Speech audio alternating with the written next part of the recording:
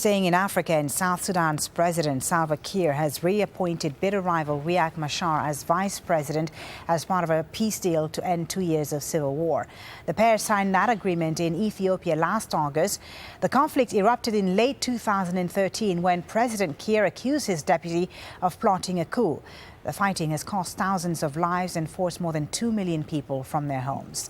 Let's bring in Anna Cavell now, who joins us live from Juba. Anna, the big question now, of course, is whether Salva Kiir, Riek Machar, will return to Juba to take up his new role.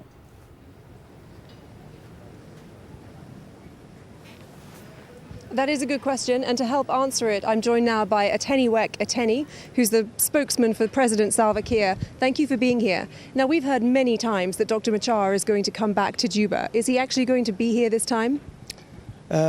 According to the presidential statement this morning, he has 7 days to come to Juba so that they can expedite the process of forming the transitional government of national unity. And is that a deadline you expect him to keep? Because I spoke to his spokesperson earlier and I was told the schedule was 2 to 3 weeks from now.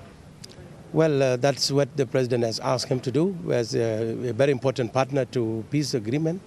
And so his coming to Juba will actually expedite the process of forming the government of national unity, which is actually crucial now to this point. And in the interests of implementing this peace agreement, are you going to move the government army outside of Juba, as the peace agreement says that you must? We have already done that. We are still doing it because the large contingents of army are in Juba, and they are to be actually relocated to 25 miles away from Juba. This is what we are working now to ensure within the next few days it will finish. And now one of the major obstacles to Machar's return in the past has been the president's decision to almost triple the number of states in this country. How is it that Dr. Machar has decided to come back to Juba, even though that situation hasn't changed?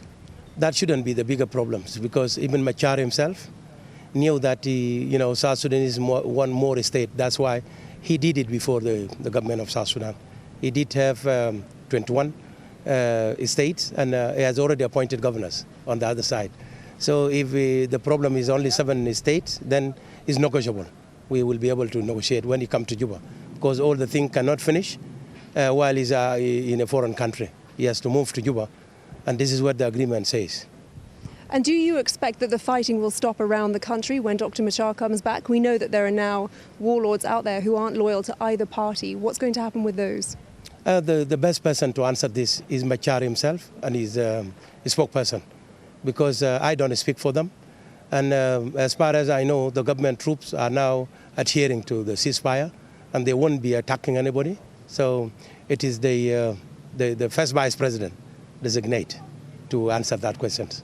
Okay, thank you very much for joining us there. That was Ateni, the government spokesperson.